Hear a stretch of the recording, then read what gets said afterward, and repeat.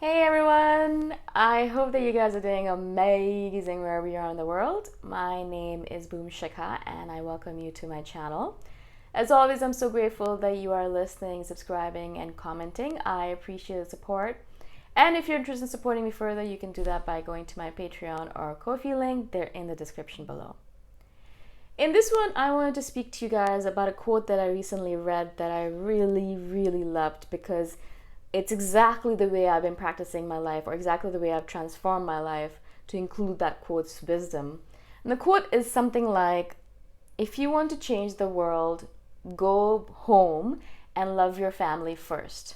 If you want to change the world, go home and love your family first. For me particularly, this has been one of the things that has really changed my life, because in general, when I was younger, I imagined that my way of giving back to the world was to go out into the world and become a doctor with Doctors Without Borders. That was my first idea. And then go into the remote villages in Africa or in India or Asia and change the world by helping people there. And I always had this dream of going out there and helping the world, going out there and changing the world, going out there and impacting the world. And always in that scenario, there was no room for my family. And so I was always very aloof and cold with my family.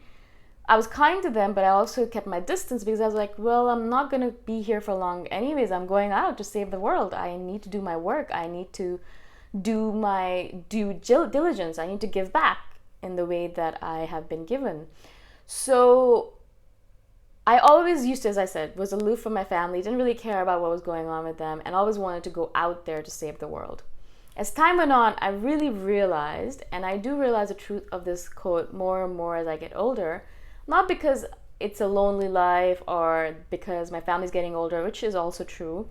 My parents are getting older and getting to that point where they might disappear forever at any moment in time, and I just want to spend time with them. But in general, I'm realizing that the first thing you need to do, as Mother Teresa, I think, as well said, the first thing you need to do is that charity begins at home. If you want to change the world, if you want to make an impact on the planet, if you want to make any kind of difference in the world, first of all, you need to love the people around you. You need to send those good vibes to the people around you. And then you can move on to your neighbors, and then obviously to your community, and then you can move on to the rest of the world. But reality is, it starts with your family. And I've been doing a lot of work over the last couple of years in order to grow closer to my family, to show them that I love them, but also, even if they don't see it in the way I do things, because I still do live far away from them, I'm always constantly doing loving kindness meditation and trying to send them love that way. Just telling them in my mind, in the ether, I love you guys, you're great, thank you for being my family, and sending them love that way. Doing as much as possible to bring them together, going back home constantly so that we can spend time together, things like that. Yeah. Doesn't mean that I'm not doing the work for the rest of the world either. Of course, I spend time with my friends and send them love that way as well. Of course, I spend time with random strangers that stop me and need help from me. I do that for sure. And of course, I do these videos, which impacts hundreds of people around the world as well.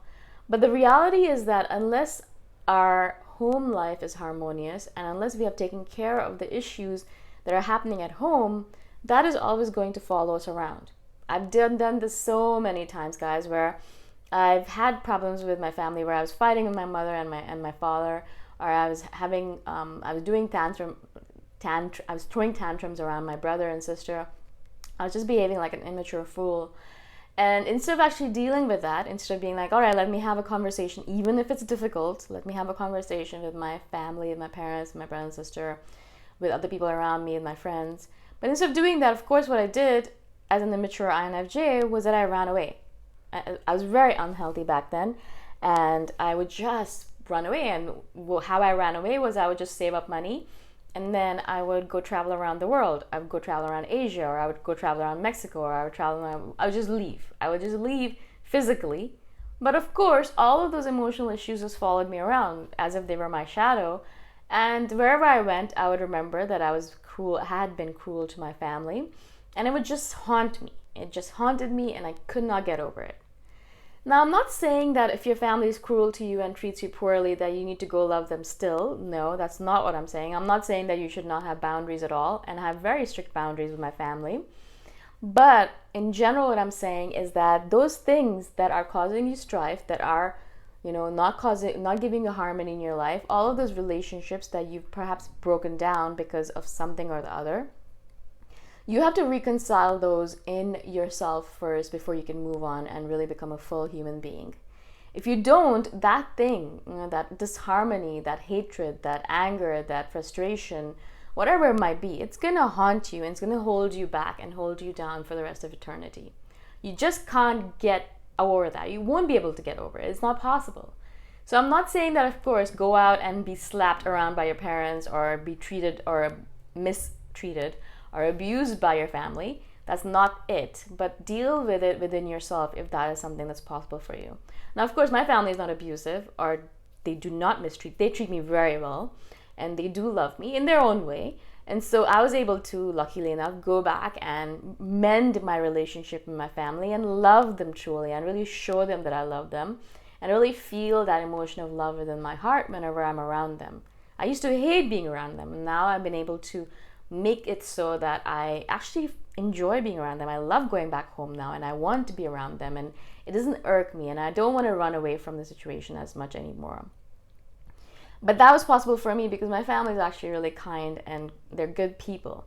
Perhaps, as I said, your situation is not the same. So then what you need to do is you need to deal with it within yourself. Do loving kindness meditation and send them love, even if they are hateful creatures, right?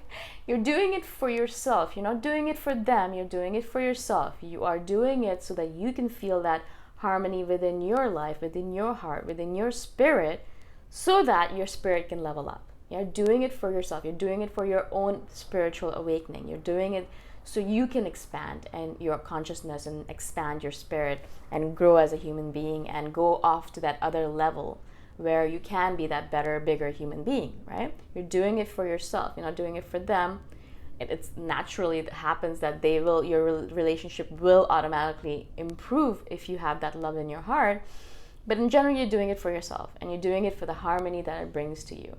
But reality is that most people ask me this question all the time. They're like, what can I do? What can I do to give back to the world?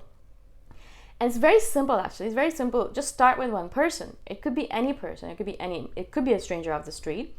But you mostly will have this idea that you can improve your relationship probably with the family around you or with some friend that you door slammed or some acquaintance that you were rude to or something like that. Start with that one person. It doesn't have to be anything major. It doesn't have to be life-changing or astronomically different. But all you're doing is creating a situation where you can mend that relationship with that person or create harmony within yourself. You can just either go and talk to that person, be like, I'm sorry, I did this foolish thing. Can you forgive me? They might or might not, but at least you got it out of your system. And you can also mend it within yourself, where you can be like, I love myself and accept myself even though I did this. And I love that other person even though that happened.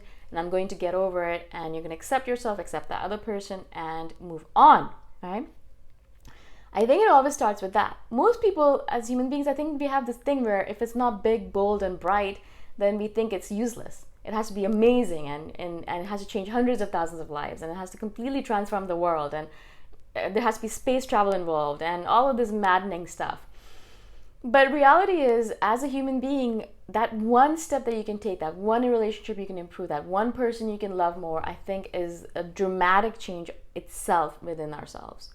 And that's where real dramatic change really starts, I think, is because you start with that one person, you realize how good it makes you feel and how much love you have within yourself, and you feel the transformation within yourself. And all of a sudden, you want to go and do it with another person. You want to transform your relationship with that other person. And thus the cycle continues. And that's how I was able to go and be at this point in time and how I'm able to keep on moving forward. It's because I was able to start off with the little things. And it's very difficult because the little things, again, you look at them and you're like, this is not useful. It's only going to perhaps change one person's life, if that.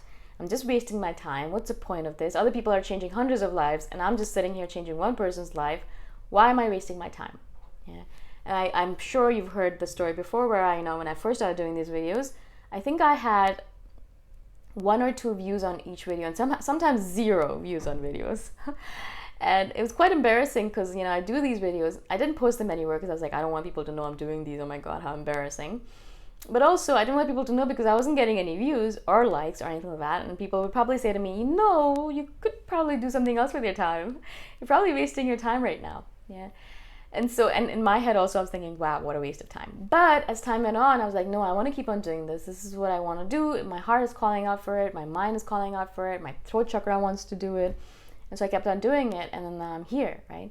But it started off with the small things. It's always the small things. You always have to take that small step first in order to get to those bigger, brighter, bolder steps. It has to start with the small step. And usually that small step is loving your family or the people around you first. That is the simplest, easiest step to start with. If you guys like this video, and perhaps if you have questions about it, you can comment below. If you have any feedback, obviously let me know as well. And if you want to support me further, you can do that by going to my Ko-fi link. It's in the description below. I shall see you guys the next time around. Bye for now.